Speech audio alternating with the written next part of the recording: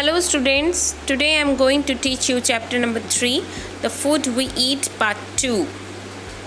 In the previous part, we have studied about the types of food and 3 H's. If you want to watch part 1, the link is given in the description box. Before watching this video, please subscribe my YouTube channel Sabki Pathshala. Here we go. Constituents of food means components of food. What are the components of food? Do you know? Yes. Components of foods are proteins, carbohydrates, fats, salts, vitamins and water are the various components or constituents of food. Proteins to form new tissues and repair worn out ones. Proteins help to form new tissues and repair the Carbohydrates give heat and energy to the body, maintain the body temperature. It helps to maintain the body temperature, heat and energy to the body. Vitamins control the metabolism. So, vitamins helps to control the metabolism of our body. Water keeps the fluidity of blood, helps in digestion, excretion and regulates body temperatures. If you want to stay fit and healthy, then drink a lot of water. What is balanced diet? A diet that contains the proper proportion of carbohydrates, fats, proteins, vitamins, minerals and waters necessary to maintain good health is called balanced diet. A diet that contains all the components of food is called balanced diet. Why is food necessary? Why it is necessary to eat food every day?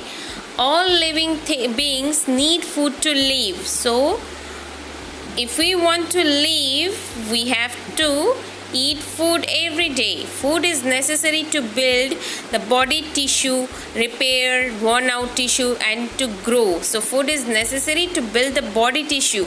It is necessary to gain strength and fight disease causing germs, produce antioxidants. If you want that our body parts should function properly, then we have to eat a balanced diet food.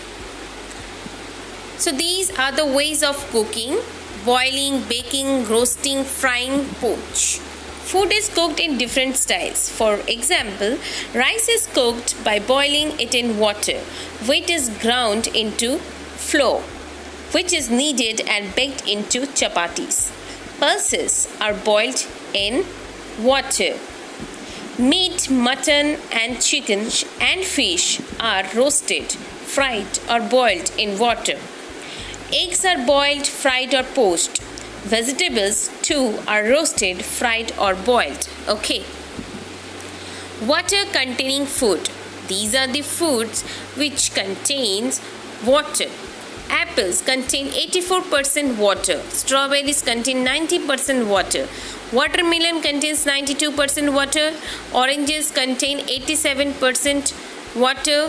Grapefruit contains 91% of water. Celery contains 95% of water. Cucumber contains 96% of water. Tomato contains 93% of water. Spinach contains 96% of water. And iceberg lettuce contains 96% of water. Let us revise. Our body needs different kind of food and nutrients to grow strong and stay healthy. So we know that food is necessary for a good health. Cereals, rice, bread, wheat, sugar and potato give us energy to do work. Food like fish, eggs, pulses, milk, meat and beans gives us protein to repair wear and tear of our body. So these are the protein giving foods. Fresh fruits, green vegetables, milk and eggs helps us to be healthy and disease free. Most of the food we eat is cooked. Food of different types are cooked by different methods. Fruits and some vegetables are eaten raw.